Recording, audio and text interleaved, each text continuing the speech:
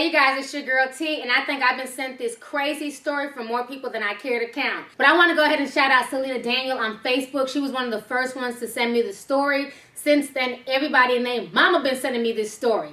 And of course, you know it's coming from our favorite state, wretched ass Florida, okay? I know some of y'all still get mad when I say that, but again, I'm not making this shit up. There's something going down in Florida. So what happened now, you ask? What happened is that the state of Florida basically let two convicted murderers out scot-free. They were serving a life sentence, and somebody forged the judge's signature on paperwork to release these men. This happened a month ago. They just found out about it Tuesday after one of the victims' families got a phone call stating this man was out. So when the victim's family member went down to the courthouse, he's like, what's going on? How did this inmate get out? He's supposed to be doing life in prison. Everybody played crazy. And now it's made national news. No one can find either one of these two lovely inmates right here. This shit is just re-damn-dickly. I couldn't make this damn shit up if you paid me. What the hell is going on with Florida? I'm going to go ahead and play y'all the news clip, and then I will come back with the rest of my commentary. Fake documents allowed two convicted Orange County murderers to walk out of prison, and we just learned the names of two high-profile people were forged.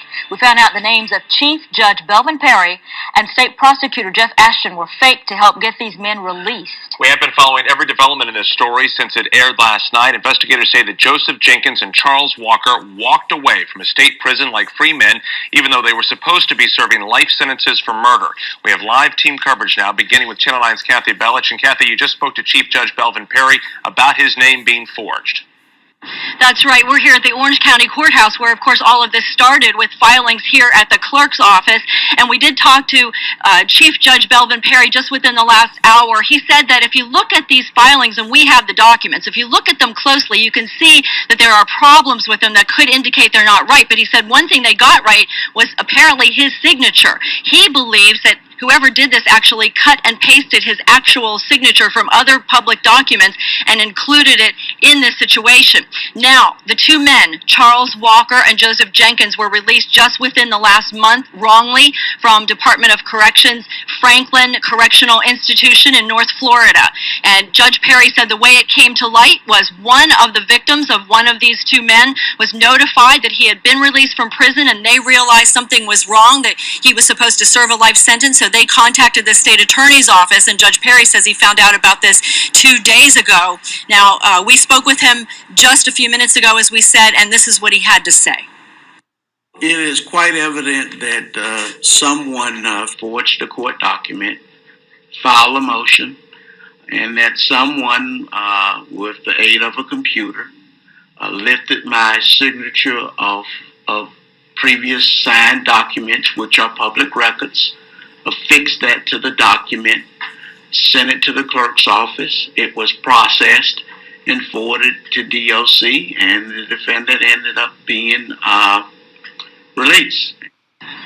Now, one of the things that could have raised a red flag in these documents is that State Attorney Jeff Ashton's signature was forged on a document in May of 2011 when he was knee-deep in the Casey Anthony trial.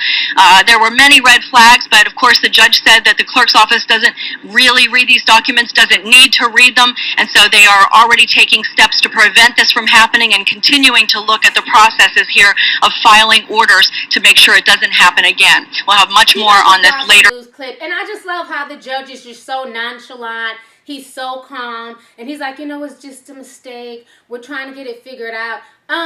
Excuse me, Judge. No, this was not just a mistake. You know what a mistake is? A mistake is walking in on two inmates, basically giving each other head. That's a mistake. That's when you're like, oh shit, my bad. I didn't mean to, interrupt what the fuck y'all had going on here. A mistake is allowing an inmate to go back in the lunch line twice when he's only supposed to get one serving of mashed potatoes, okay? A mistake is not having enough XXX draws for the big boys in the prison. But a mistake is not having somebody forge your signature and then allowing two convicted murderers to walk out scot-free. You cannot tell me that this was not an inside job. There's no way in hell that these guys could come up with that. Somebody did this, and it's somebody who knew the system. It's somebody who had some type of connections. And if this could happen to two different inmates who, from what I'm hearing, they didn't know each other, they got released on two different dates, what's to say that there's not other inmates that are out here free right now who should not be free? This is really scary. These guys killed one time. They don't have any qualms about killing again, especially now that the cat's out the bag. They may feel like if they go back to prison, they're going to go out in a blaze of glory and just start shooting people. You know, this makes no sense. This is the same county in Florida that let Casey Anthony walk free and that also let George Zimmerman walk free. You know, I don't know what the hell's going on in Florida, but the shit makes no damn sense whatsoever. Y'all can get mad at me all you want for calling Florida ratchet, but when stories like this keep landing on my damn MacBook, then damn it, the damn title stays. Florida is ratchet. Who the hell allows inmates who are supposed to be locked up for life to walk out the door over some forged documents? You mean to tell me that there's no, there's no procedure where you guys check, double check, and cross check to make sure? And especially when people know, okay, this person's been locked up, he's been in here for 10 years, he's obviously a lifer. No, that didn't raise any suspicions to anybody that a lifer is all of a sudden getting out. For what reason? Good behavior? He wasn't in parole. They just let him out.